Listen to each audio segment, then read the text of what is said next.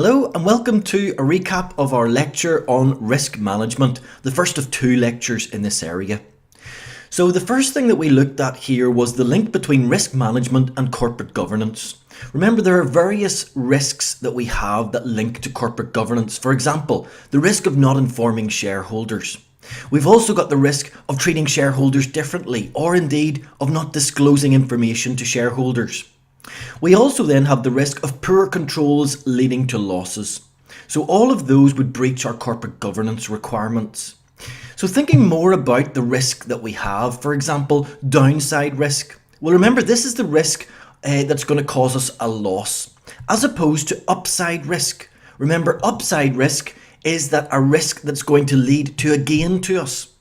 Now, traditionally, we've really only thought about downside risk, but companies are more and more becoming aware of upside risk also. So when we're thinking about downside risk, that risk is going to have to be taken.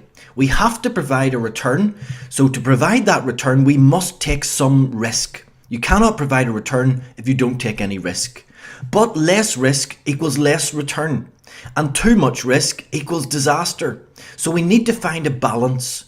That balance will come where the risk is as low as reasonably practical to find a balance. Okay, so where we get that risk as low as reasonably practicable. Now, how do we undertake this? Well, we need to have a risk management procedure.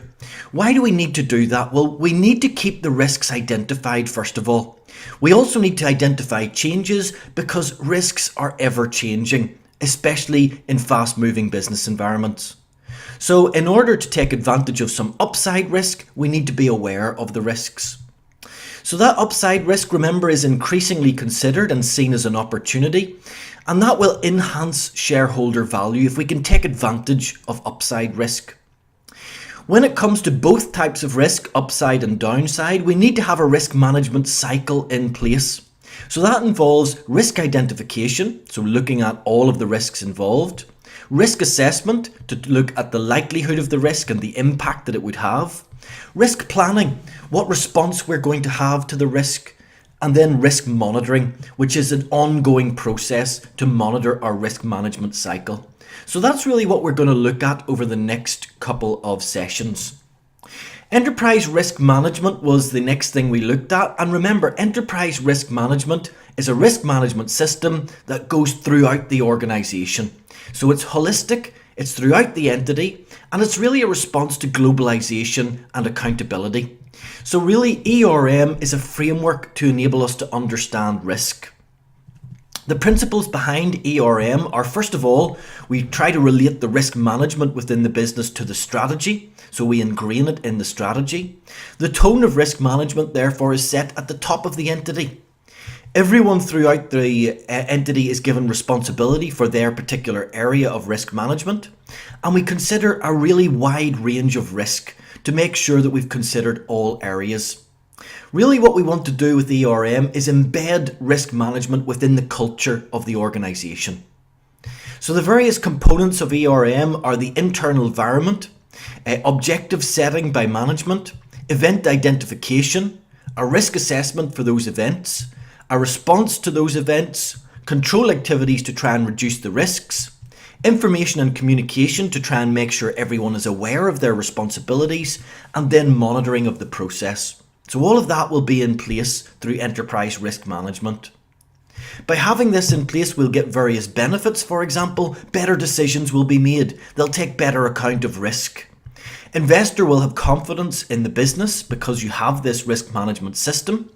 And we have the risk focus that's required by corporate governance requirements. Remember, they said that our controls must have a risk focus, and this will ensure that we have that.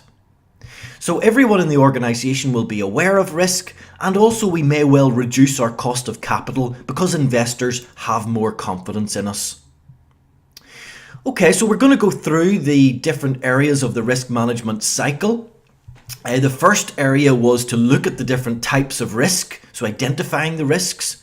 So those will be strategic risks that affect our mission and our strategic position, our competitive advantage, or operational that affect our business operations, for example, control failures.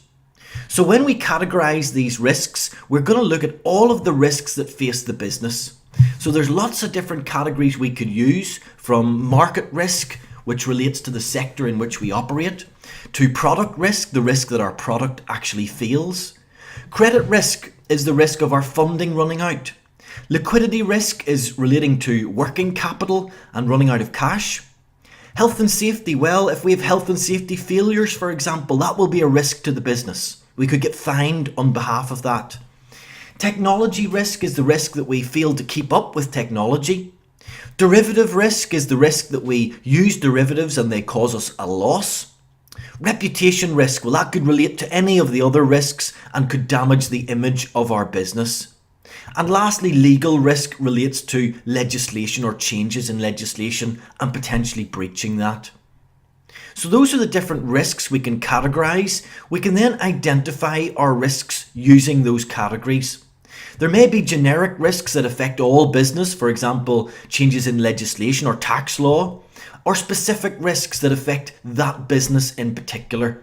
We need to understand the relationships between these different risks and how those risks may be interrelated. The last thing we looked at here was the impact of these risks on stakeholders.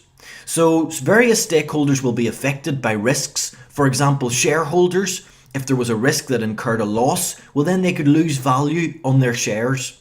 The board could lose their reputation or their income. Management and employees could lose their jobs. The customers, well, they could lose the service of the business. And the banks could find that loans are defaulted on if there's a risk that damages the business. So that was our first lecture on risk management. We go on then to look at some of these areas in detail in the next lecture.